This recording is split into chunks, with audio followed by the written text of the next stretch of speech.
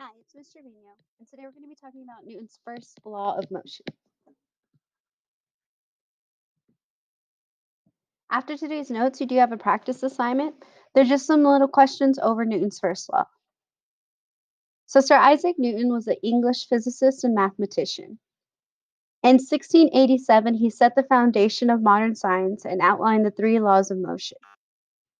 Newton's first law is the law of inertia, and it states an object at rest stays at rest, and an object in motion stays in motion, unless acted upon by an unbalanced force.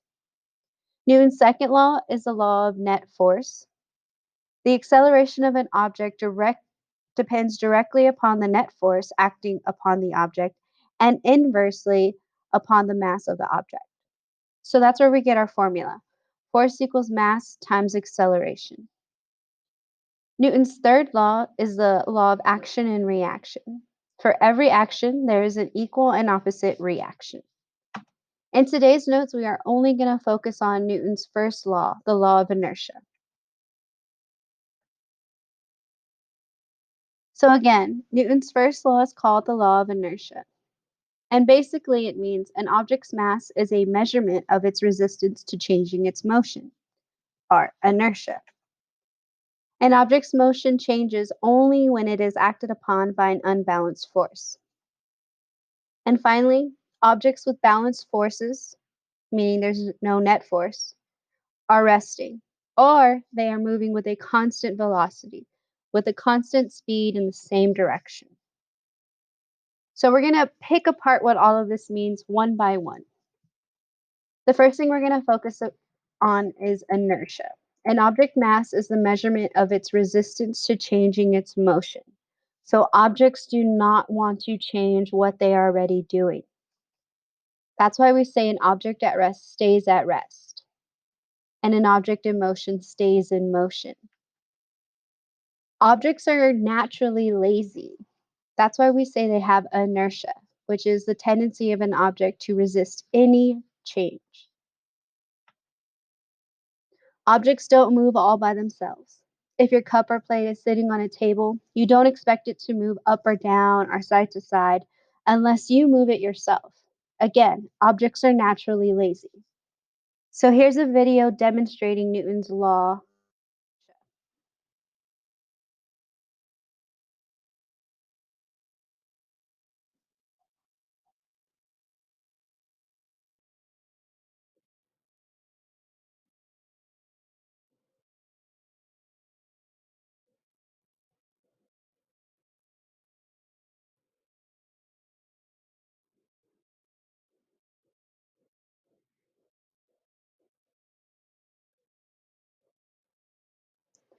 So again, the plate and the cup and the bowl, they don't want to move. They want to stay there. So they're going to resist any changes that they can. So objects in motion stay in motion. Objects will continue to move after an initial force, even if there is no longer any force acting on it. So once you give an object that initial push, it's going to keep going forward with that same constant velocity. Think of a puck on an ice rink.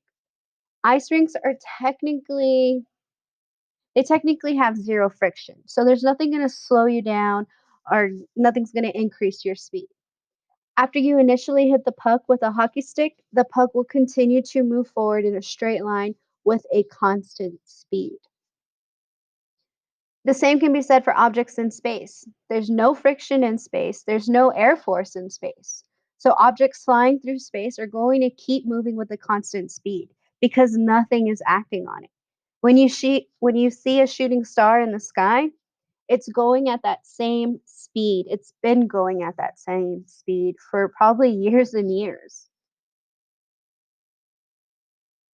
Another example of the law of inertia can be when you're sitting in your car. If you're driving in your car and a friend's going really fast and all of a sudden you see a stop sign, you're going to hit the brakes, your body's going to still move forward. And that's because your body was moving. It was moving the same speed that the car was moving. The car's brakes stopped it, but what stopped you? Let's watch this video.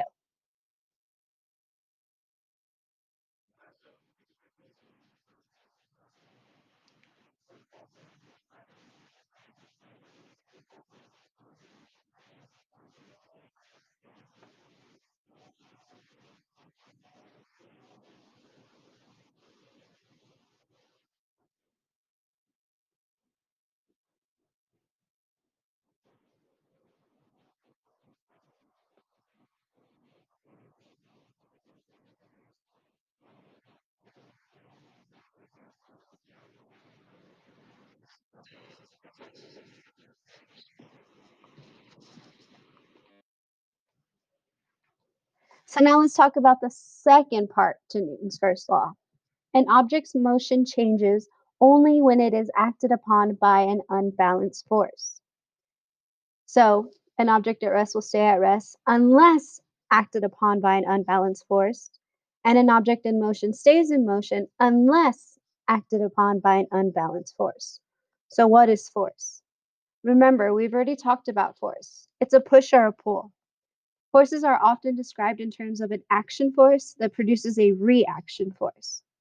Forces are all around us, and since force cares about direction, force is going to be a vector.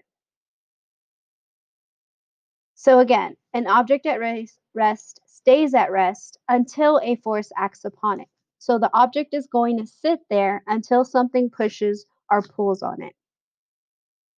An object stays with a constant motion until a force acts upon it. So think about kicking a soccer ball. When you're kicking it in the grass, it is going to keep moving forward, but the grass has way too much friction. So the grass is going to slow the ball down. If you're already moving a ball and you decide to kick it even more, you're causing it to accelerate. So, yes, you're changing its force. Finally, the last part of Newton's first law, objects with balanced forces, meaning they have no net force, are resting, or they're moving with a constant velocity. So net force, let's focus on that. Remember, net force is the vector sum of all the individual forces that act on an object. We've talked about how to calculate your net force with free body diagrams. Remember the boxes with all of those arrows? This is what I'm talking about. Most objects have more than one force acting on them. For example, a plate at rest on the table experiences the downward force due to gravity and the upward force due to the table.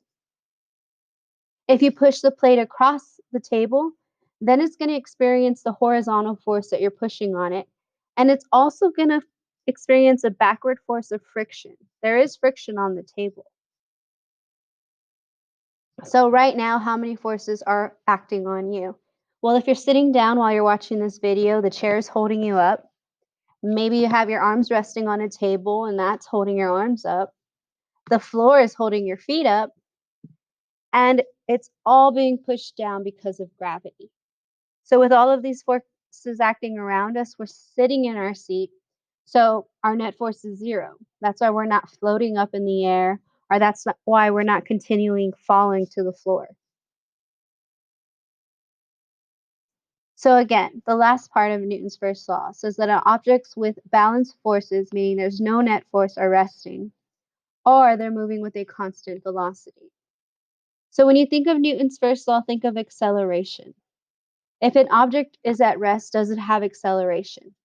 No, it's resting, it's not accelerating. If an object is moving with constant velocity, is it accelerating? Well, if the velocity is constant and it's not changing, then no, there's no acceleration. This is what Newton's first law is all about.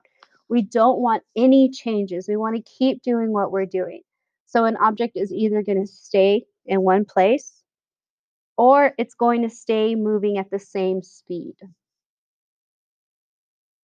If an object is resting initially, then it suddenly is not resting anymore, we say it is accelerating because a force is acting on it. If an object is moving with constant velocity, then it suddenly speeds up or it changes its direction, then it's accelerating because of a force. So here are some examples of Newton's first law of motion. This PowerPoint shared with you, so you're able to click on the links to see the full videos if you want to. It also tells you how to do these mini experiments.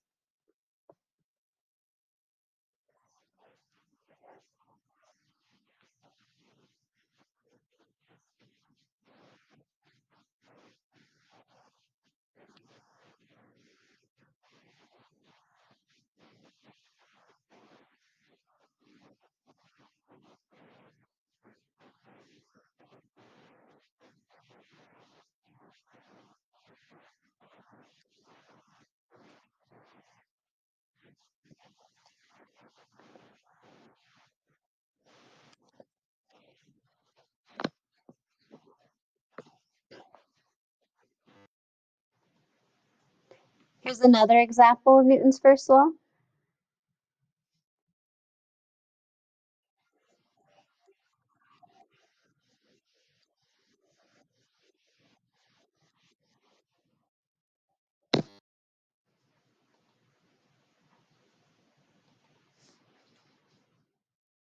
Example.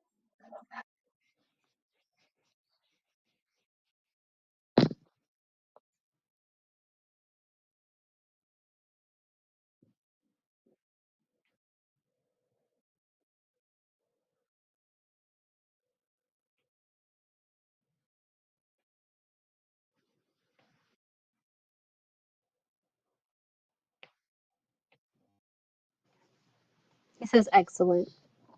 All right, so you have your practice problems on Newton's first law of motion. Make sure you complete those. They're pretty easy. Let your teachers know if you have any questions.